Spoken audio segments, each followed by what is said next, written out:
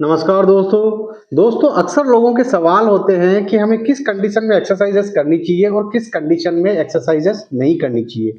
तो हमें दो इम्पोर्टेंट टिप्स हैं, उनका ध्यान रखना है और उसके आधार पे हम डिसाइड कर सकते हैं कि हमें एक्सरसाइज कब करनी है और कब नहीं करनी चाहिए। तो इसमें जो सबसे फर्स्ट और इम्पोर्टेंट पॉइंट है वो ये है फ्रेंड्स कि हमें कभी भी एक्यूट कंडीशन में एक्सरसाइजेस नहीं करनी चाहिए।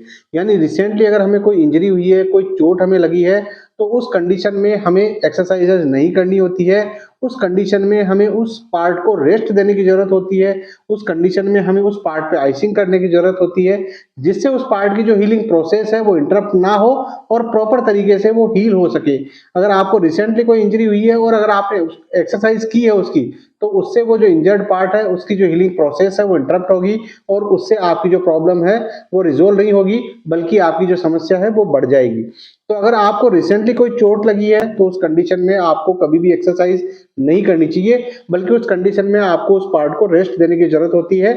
और जैसे जैसे आपका दर्द कम होता जाए वैसे वैसे आप एक्सरसाइजेस शुरू कर सकते हैं। अब इसके बाद इसमें दूसरी जो चीज हमें ध्यान रखनी है, यानी दूसरा जो पॉइंट है जिसको हमें ध्यान में रखना है वो ये है कि जब भी आप एक्सरसाइजेस कर रहे हैं तो एक्सरसाइज हमेशा आपको पेन फ्री रेंज में करनी है।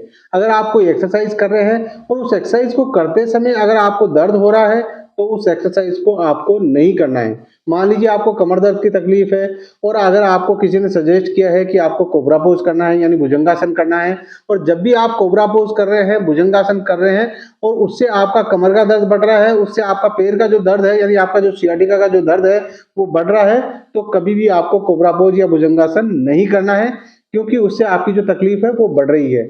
अगर कोई भी एक्सरसाइज करते समय हमें दर्द है तो उसको हमें नहीं करना है, उसको हमें स्किप करना है। उसके बाद